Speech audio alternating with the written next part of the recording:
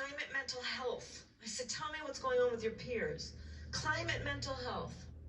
All right, Kamala is worried, the vice president, that our climate mental health is an issue. But here's a more ridiculous take on climate change.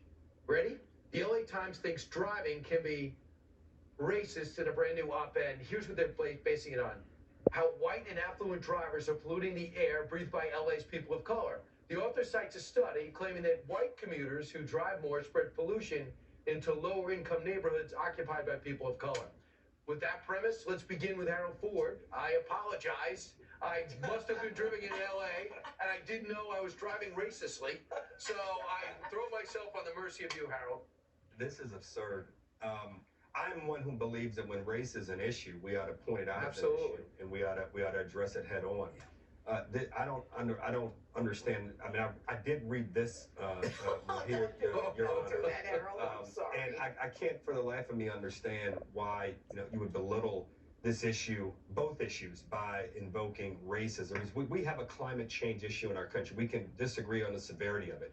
We can also have a debate, and we should, a robust debate about what we should do to help people breathe easier, to help ensure that we're able to compete on a global stage with all of the renewable energy sources that we produce. But when we invoke this creates a whole nother line of consternation and conversation that's unnecessary.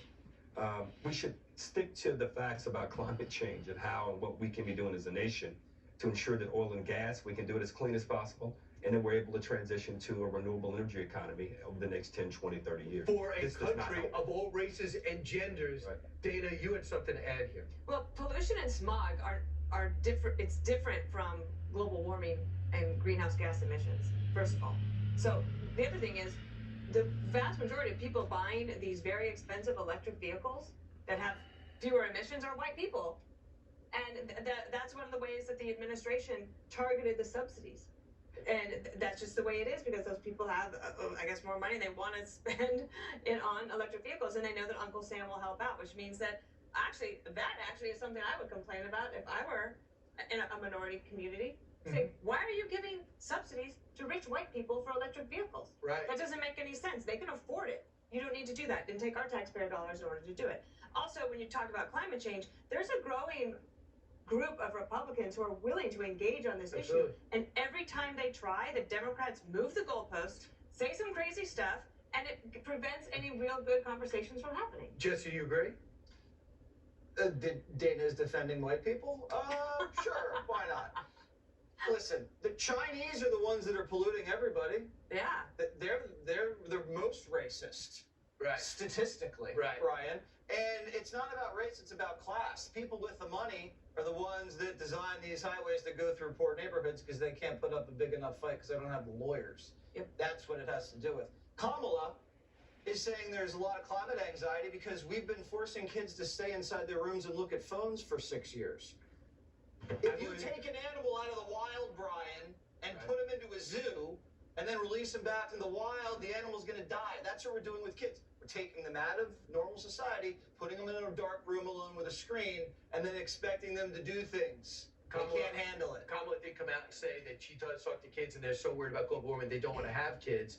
I do think that actually is a story and that there's legitimacy behind it. Well, we went through a nuclear war. We started a nuclear war for 40 years, but kids still had kids. Here's the bottom line. I want to commend Kamala for the impactful, groundbreaking work that the woman does every day. First of all this nonsense, even Twitter says that the warning label on this claim about people in the inner city being affected is false. Boeing says it's false. Everyone says it's false. And by the way, electric vehicles still produce harmful air pollution via, get this, dust from the brake pads and toxic chemicals in the tires. So, you know what? Everything is bad. Deal with it. That was in the packet. That was in the packet, too. Yeah. All right, thanks so much. All right, let's move ahead. Up next, you can't make this up. The IRS now demanding the criminals report their stolen loot on their taxes, and they won't turn them in. They just want to tax them. Are you kidding me?